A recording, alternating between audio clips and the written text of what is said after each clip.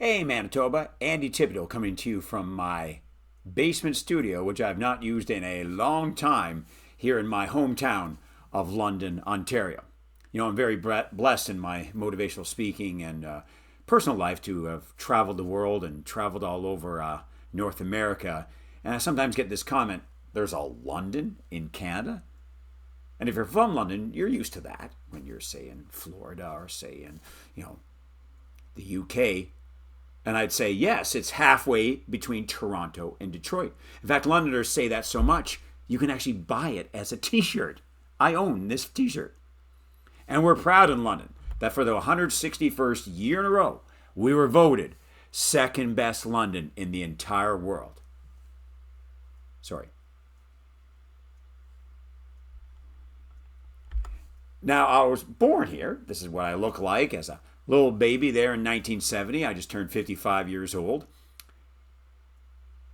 For years, there were two hospitals you can be born in London, but the maternity ward of my hospital was closed back in 2012.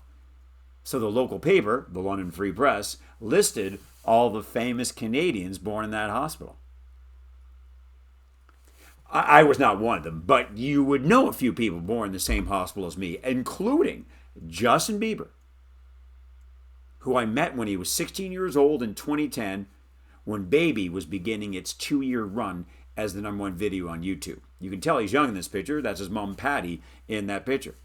It was the same hospital as Rachel McAdams and Ryan Gosling.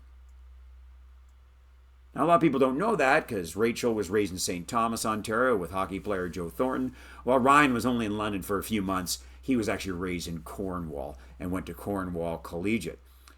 And what's wild is they didn't realize they were born in the same hospital in the same year until they met on the set of the movie The Notebook.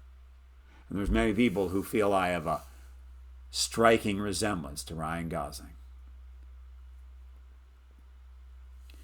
Actually, you know what a fifth grader yelled out at me in an assembly last year? He said, "No, Andy, you look more like the Green Goblin from the Spider-Man movies."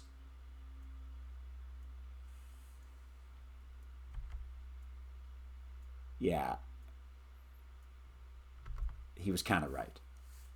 But what a thrill for me to be invited to be a part of the Manitoba Student Leadership Association Advisor fly-in, the first one in years. And I'm so appreciative of Eleanor and Carrie for reaching out to me to be a part of this. My last visit to your beautiful province was in 2018 when Maples and Neepawa hosted a one-day Horizons conference, where in the morning I spoke at the Horizons conference. In the afternoon, I delivered a school assembly to the student body.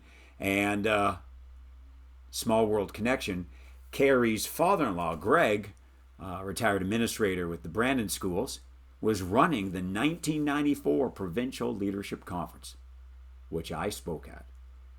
I've been doing this since 1992. My very first time was in 94, thanks to Carrie's father-in-law. So what a small world moment. And I'm thrilled to bring this program to you today.